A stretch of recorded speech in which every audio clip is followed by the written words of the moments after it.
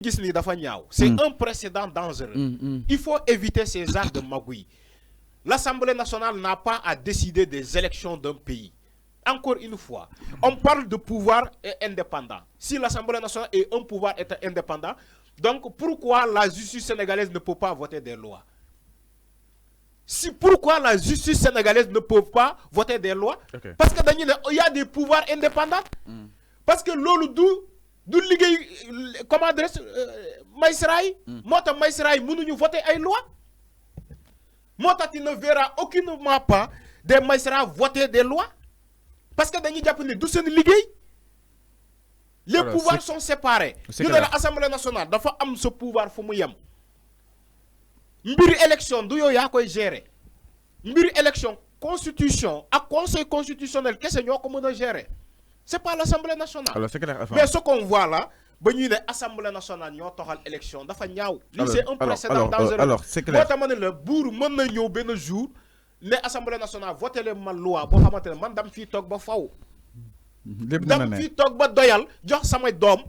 Te loi parce qu'on a des députés qui n'ont pas conscience de l'avenir du pays. Ces députés-là ne sont pas conscients de l'avenir du pays, mais pour nous, c'est leur propre intérêt. Quand tu vois des députés te dire que Macky Sall le fait en voter, on voit des députés en plein vote ou bien en plein hémicycle, ni 7 ans à Domo, ni 7 ans TikTok, ni 7 ans à Domo. On les a vus. C'est ce qu'on appelle des députés actuellement au Sénégal. Député 2.0. Mais c'est des députés tellement médiocres, qui osent talk à l'hémicycle, à ce qu'on y ait fois, ngay tok di sétane TikTok. Ba ñi capture sa écran téléphone, ñu fekk la ngay sétane à Domo. Alors c'est clair. C'est Farba Ngom qui l'a fait. Les vidéos sont là. Alors c'est clair. C'est ça des députés ça. Alors Farba Ngom taxaw ci hémicycle di def signe bu dina waji dina la ray. Ne ko waccé dina la ray. Ken Alassane. Hein? Mu ne ko waccé dina la ray. Alors le député là. C'est ça des députés. C'est ce que vous appelez au Sénégal des députés. Non mais arrêtez quand même. Alors enfin, démb yaa mi doon laaj que ni la suite démb doon naa ko lire le fait que Juan Branco donc di koy dara su mu ne am li nga xam ne que moo di nataalam nga ne ki nga xam ne que moo di Juan dafa accusé ki nga xam ne que moo di Attal ak ki nga xam ne que moo di Emmanuel Macron que ni ñoo nekk si ginnaaw report li nga xam ne que moo di élection yi nee na nag média français yi donc daal di privé li nga xam ne que moo di une sortie moo waral mu daal dem fa nga xam ne itam mooy BBC pour mu daal def benn sortie alors Juan nag moom jàpp na ni Ousmane Sonko doit être libéré et il sera libéré Juan loolu la daal di xamle fa nga xam ne itam mooy BBC man ni kon nag mu nekk kaddu yi nga xam ne itam Juan du ko daal di confier suñu ay naataango yu BBC World Service yi nga xam ne itam média yi relaté waat nañ ko allant dans ce sens ñëwaat na exactement si contre-coup yi nga xam ne itam am na si présidentielle bu sénégalaise bi. Et l'avocat de Ousmane Sonko, et l'avocat de l'opposant Ousmane Sonko de livrer sa conclusion pour une sortie de crise. Jàpp ne nag jamono ji Sénégal dafa daal di nekk si benn crise boo xam ni itam kenn xam exactement fan lay daal di yem ki nga xam ne que moo di Juan Branco moo ko daal di xamle waaye itam nee na jamono ji ñi ngi assister si benn l'aube d'un régime et d'une ère géopolitique. Macky Sall abandonné de tous y compris des États-Unis va devoir faire marche arrière man ni kon nag jàpp ne jamono ji ki nga xam ne que moo di président Macky Sall ñëpp ko daal di wan li nga xam ne que moo di ginnaaw bokk na itam si nga xam ne que moo di États-Unis bi nga xam ne itam jamono ji wan na ginnaaw ki nga xam ne que moo di président Macky Sall nga xawaan aussi mu daal di jàpp ni jamono ji nag président Macky Sall benn allié rek la daal di am allié boobu mooy li nga xam ne que moo di la France bi nga xam ne itam saa su nekk mi ngi influencer li nga xam ne que moo di président Macky Sall pour se maintenir au pouvoir man ni kon nag xawaan daal di jàpp ni fu mu toll nii lu daal di toll si nga xam ne que moo di 200 citoyens nag arrêté nañ leen en 48 heures maanaam jàpp na ni ñaar téeméeri si ay ndaw nag arrêté nañ leen si diiru li nga xam ne que moo di ñaari fan manifestation yi nga xam ne tam xewoon na fi digganteeg samedi ba tey jii. Alors mu daal di jàpp ni aussi l'interventionnisme du nouveau premier ministre français Gabriel Attal moom dafa daal dugg si processus électoral bu Sénégal bi man ni kon ki nga xam ne que moo di jàpp na ni Attal nag moom moo nekk le facteur déclencheur de la crise actuelle parce que mënut a daal di comprendre muy ñu koy daal di li nga xam ne que moo di corrompre ñu daal di war a mën a génnee benn que li nga xam ne que moo di décret bi nga xam ne itam day waneen que ni Karim Wade nga nekkatul li nga xam ne que moo di un citoyen sénégalais moom ki nga xam ne que moo di ki nga xam ne que moo di Juan Branco jàpp na ni Gabriel Attal moom mooy complice ki nga xam ne que moo di le président Macky Sall. Alors ba tey Juan mooy daal di wax que ni le peuple sénégalais en a assez, plus de 1000 prisonniers politiques croupissent en prison et l'impunité est systématique. Exactement jàpp na ni nag fii pour Sénégal ñu daal lay li nga xam ne que moo di dugal si kaso bi yomb na lool te itam du mujj fenn ma ni kon dem Juan loolu daal di xamle waaye jàpp ni itam nous serons aux côtés d'Ousmane Sonko jusqu'à ce que cela se produise dinañ daal di nekk si côté Ousmane Sonko fii ak li nga xam ne que moo di ñu koy daal di libérer alors Arfan Juan Branco génn na def na li nga xam ne que moo di ay sorties peut-être démb yaa ngi ko doon wax xam naa peut-être da ngeen déggante que ni Gabriel Attal moom mooy l'élément déclencheur par rapport ak report bi parce que moom moo tax ba tey Karim Wade mën a daal di porter li nga xam ne que moo di combat bi devant l'hémicycle exactement naka daal di analyser justement cette sortie bu Juan Branco. Mais il sait lui, c'est Gabriel Attal, le premier ministre français. Il n'a pas à s'immiscer des élections au Sénégal. Mais Sénégal nag il faut ñoom suñu indépendance tamit nag franchement.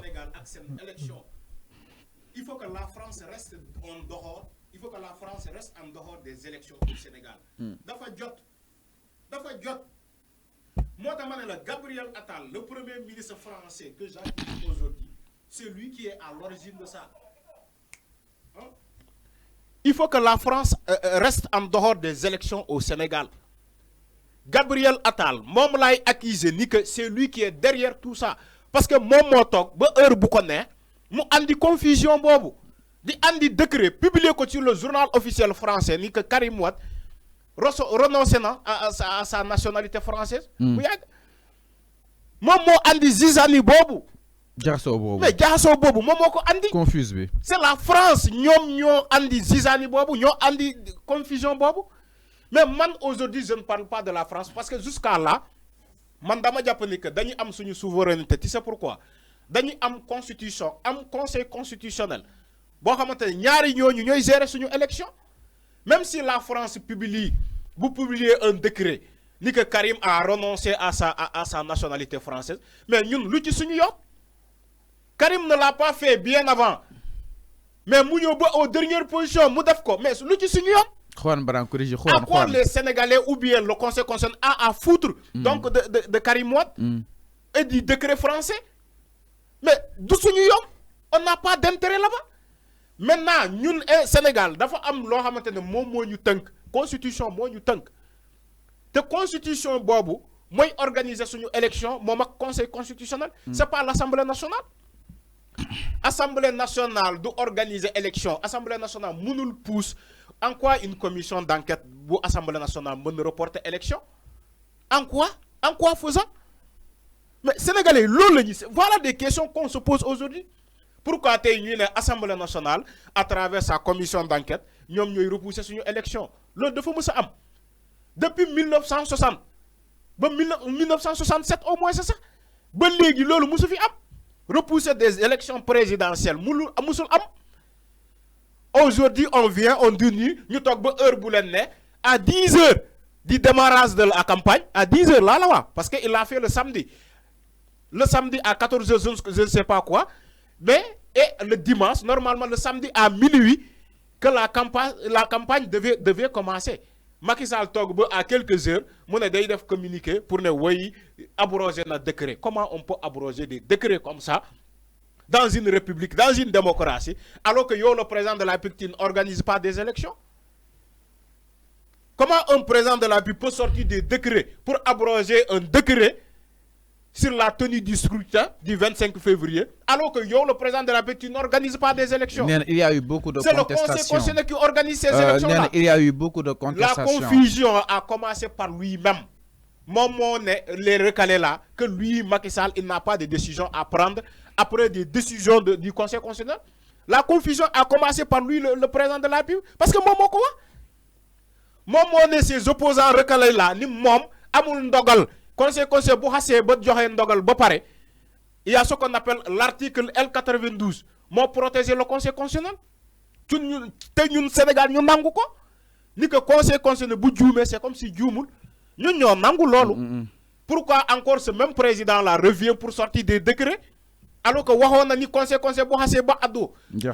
il n'y a aucune voie de recours. ba nit mën a def moom moo ñëwaat encore taxaw ne day andi décret bu abrogé comment dans ce pays c'est ça la constitution c'est ça qu'on appelle le garant de la constitution non il n'est pas le garant de la constitution munoo garantie constitution ba pare nga dëkkee di ko caxat-caxate c'est ce que les gens ne peuvent pas comprendre et les gens ne vont pas l'accepter lu ñu nangul pour Abdoulaye Wade duñu ko accepter pour Macky Sall mais au nom de quoi mais faut accepter alors que moom Macky Sall moom moo doon yóbbu mer gàdduwam en 2011 di xeex di nekk place de l'Obélisque place de la nation place de l'indépendance autant pour moi di xeex parce que Abdoulaye dafa jàpp ni que Abdoulaye dafa bëggoon jalkati constitution bi mais munoo bañal nit en 2011 nga ñëw en 2024 yow même day bi ligi di defaat la même chose donc li nga doon bañal kii donc yow tu le faisais malgré moi mais moom yow yaa gën a kii que kii mais les Sénégalais ne vont pas l'accepter c'est pas une assemblée nationale de repousser des élections munu ko amul makaama boobu parce que bu fekkee moom pouvoir indépendant la boo xamante ne comme le pouvoir exécutif et le pouvoir judiciaire moom il n'a pas à reporter des élections il n'a rien l'Assemblée nationale n'a rien à foutre des élections encore une fois sëñ bi parce que bu fekkee am na César de mix sur le fonctionnement du Sénégal on s'attend à un jour pour que le pouvoir judiciaire vote des lois on attend un jour ba si dina ñëw le pouvoir judiciaire les magistrats ñoom tamit dañuy taxaw ne ñett ñoom dañuy voter loi comme Assemblée nationale parce que Assemblée nationale moo andi confusion boobu